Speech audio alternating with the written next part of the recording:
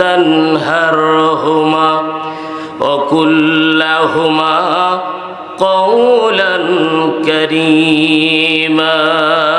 অতএব সম্মানিত হাজিরিন, একজন যুবক সাহাবী, আমরা যারা সমাজে এইরকম করতে চাচ্ছি, একজন যুবক সাহাবীও ছিল আল্লাহর রাসূলের, নাম হলো আলকামা। কি নাম? আলকামা। আল্লাহর নবীর সাহাবী আলকামা, যুবক সাহাবী। শুধুমাত্র জ্বর হয়েছে, তাপমাত্রা বেড়ে গেছে, আস্তে আস্তে করে কেমন যেন অজ্ঞান হয়ে যায়। আলকামা আস্তে আস্তে করে মৃত্যুর মুখে মনে হয় ঢলে পড়ছে। হঠাৎ করে তার স্ত্রী বুঝতে পেরেছে, নবীজির দরবারে এসে বলতেছে, ইয়া রাসূলুল্লাহ, ইয়া হাবিবাল্লাহ, আপনার যুবক সাহাবী আর মনে হয় বাঁচব না গো। কেন কেন, কি হয়েছে আমার আলকামার?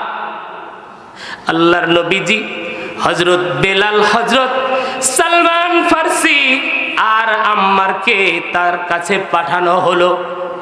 বলতে লাগলো, ও বেলাল, যাও যাও যাও, আমার আলকামার কাছে গিয়ে অন্তত কালেমার তালিম দাও, কালেমা পড়াও, কালেমা পড়ো তোমরা। আমার আলকামা তোমাদের কালেমা পড়ে পড়ে ঠিকই মুখ দিয়ে কালেমা বের হয়ে যাবে।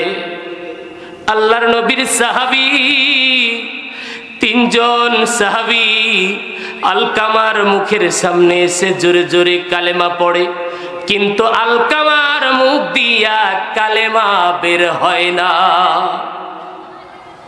গভীর মনোযোগ দিয়ে শোনেন বাবাজি, ঘটনাটা কত সুন্দর।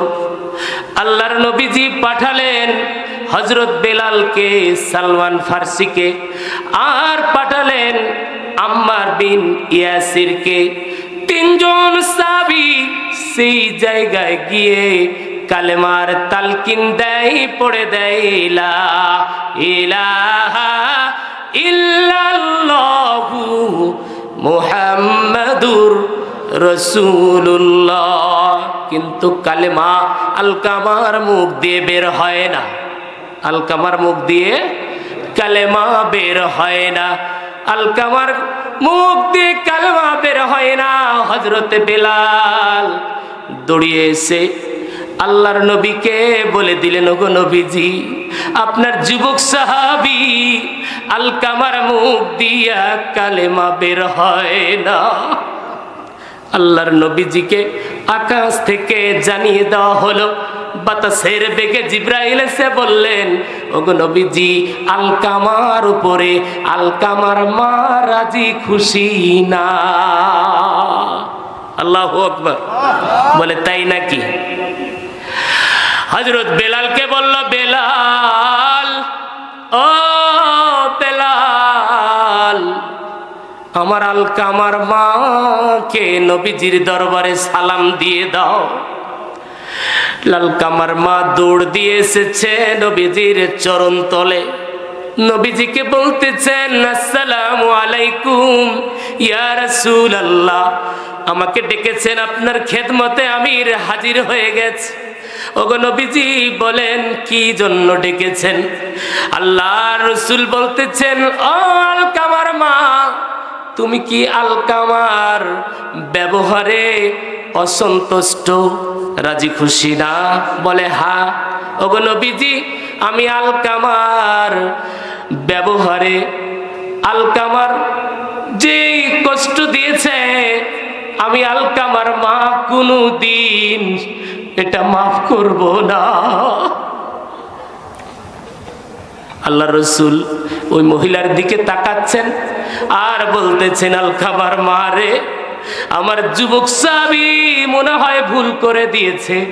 আমি নবী হইয়া তোমার কাছে ক্ষমা চাচ্ছি, আমার আলকামাকে মাফ করে দাও। আল্লাহর নবীর সামনে আলকামার মা বলে, ওগো নবীজি, লজ্জা দিবেন না, আপনি ক্ষমা চাইবেন না। আমার আলকামা একবার দুইবার নয়, যদি মৃত্যুবরণ করে আবারও জীবন পায়, আমি আলকামাকে কোনোদিন ক্ষমা করব না। আলকামার মা এই কথা যখন বললেন, নবীজির চোখটা লাল হয়ে গেল, চেহারাটা মলিন হয়ে গেল। ডাক দিয়ে বলে, বেলাল রে, সালমান ফার্সি তাড়াতাড়ি আসো, এইখানে এই জমিনে মরুভূমির ওপরে আলকামার জন্য গর্ত করো, আগুন জ্বালাইয়া দাও, আর আলকামাকে নিয়ে আসো। কালেমার তালকিনের দরকার নাই, এই মুহূর্তে আলকামাকে আমি আগুন জ্বালাইয়া শেষ করে দেব। এই কথা বলার কারণে যখন খাল খনন করা শুরু হয়ে গেল, আগুন জ্বালানো শুরু হলো, আলকামার মা এত দরদি, এত পাষাণ রাগ অভিমান নিয়ে বুকে জমা করে নিয়েছিল। যেমন বলা হয়েছে, আলকামার মায়ের সামনে আলকামাকে এখানে পুড়িয়ে ছারখার করে দেব। যদি তাই বলা হয়, আলকামার মা বললেন কিছুক্ষণ পর, ওগো নবীজি, এইখানে খাল খনন করে কি করবেন? বলে, আলকামাকে এখানে আগুন জ্বালায়া দিয়ে শেষ করে দেব। ওগো নবীজি, এইখানে কি করবেন? বলে, আপনার কলিজার টুকরা আলকামাকে এখান থেকে বিদায় করে দেব। এখানে খাল খনন করে কি হবে গো নবী? বলে, এখানে আপনার সামনে আপনার সন্তানকে এখানে পুড়িয়ে ছারখার করে দেব। আলকামার মা বলতেছেন, ওগো নবীজি, আমার সন্তান ভুল করেছে। ওগো নবীজি, এতক্ষণ আমি বুঝতে পারি নাই, ভুল হয়ে গেছে, ক্ষমা করে দেন, মাফ করে দেন, বেয়াদবি ক্ষমা করবেন গো নবী। আমার সন্তানের জন্য আমি সশরীরে সদা চিত্তে সজ্ঞানে আমার সন্তানকে মাফ করে দিলাম। যেমন এই কথা বললেন, মুহূর্তের মধ্যে হযরত বেলাল দৌড় দিয়েছে। আলকামার ওই জায়গায় আরো দুইজন সাহাবী ছিলেন, তারা কালেমার তালকিন দিচ্ছিলেন, কিন্তু জবান দিয়ে বের হচ্ছিল না। হযরত বেলাল ভাবলেন, দেখি মায়ের দোয়া আগে কবুল হয় নাকি আলকামার কাছে আমি গিয়ে হাজির হই। ঠিক আলকামা কাছে দ্রুত হযরত বেলাল পৌঁছে গেছে। এর আগেই আল্লাহর নবীজির দোয়া আর মায়ের দোয়া আলকামার জন্য কবুল হয়ে গিয়ে আলকামার মুখ দিয়ে জবান দিয়ে বের হয়ে যায়, লা ইলাহা ইল্লাল্লাহু মুহাম্মাদুর রাসূলুল্লাহ।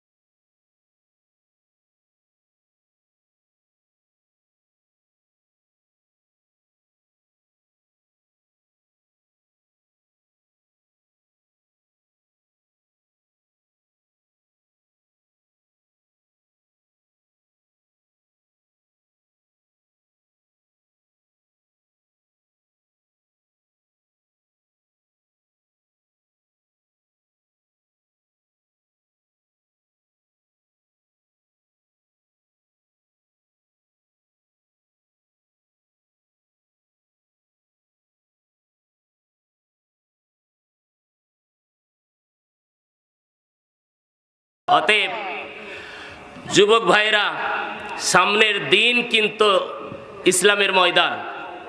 আল্লাহু আকবার বললেন না যে? সামনের দিন আমরা দেখতে পাচ্ছি ইসলামের ময়দান। অতএব জালিম 17 বছর জ্বালিয়ে চলে গেছে। আমরা আল্লাহর নবীর 2 জন নাতি ছিল, কি নাম বলেন তো?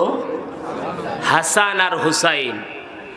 বিএনপি ভাই, জামাত ইসলাম, আমরা হাসান হুসাইনের মতো এই সার্বভৌমত্ব বাংলাদেশে বসবাস করতে চাই, ঠিক কি না? আমাদের মধ্যে কোনো দলাদলি দেখতে চাই না, ঠিক কি না? মাআজ আর মুআজ নাম শুনেন নাই? আল্লাহর নবীর সাহাবী ছিলেন, শিশু সাহাবী, ঠিক কি না? এই সাহাবী যেমন এক ভাই আর এক ভাইকে সহযোগিতা করেছিল যুদ্ধের ময়দানে, করেছিল না? তাদের চান্স ছিল না, কিন্তু হাসান আর হুসাইন যখন তাদের কুস্তি লাগা হলো, এক ভাই নিচে পড়লো, আর এক ভাই কানে কানে বলা হলো, ভাই আমাকেও একটু, ঠিক কি না? অতএব আমরা এই বাংলাদেশ সার্বভৌমত্ব সীমানা চতুর্দিক দেখতে পাচ্ছি। আমরা বিএনপি ভাই, জামাত ইসলাম চরমুনায় হাত পাখা, যে যেখানে আমাদের আধিপত্য আছে, যে যেখানে যার যত দলের লোক আছে, আমরা কাজ করতে চাই। আল্লাহর নবীর 2 জন নাতি ছিল হাসান আর হুসাইনের মতো। এই বাংলাদেশ গড়তে চাই, গড়তে চাই, গড়তে চাই। অতএব আর যেন এই বাংলার জমিনে স্বৈরাচার আসতে না পারে, আর যেন ইসলাম নিয়ে ছিনিমিনি খেলতে না পারে, আর যেন কোরআনের তাফসীর বন্ধ না হয়, আর যেন মসজিদের মুসাল্লিদেরকে মসজিদ থেকে বের করে দেওয়া না হয়, আর যেন বিতর্ক করতে না পারে। এই জন্য কারা কারা আগামী দিন ময়দানে রাজি আছো? 2 হাত উঁচু করে আল্লাহকে দেখাইয়া দাও।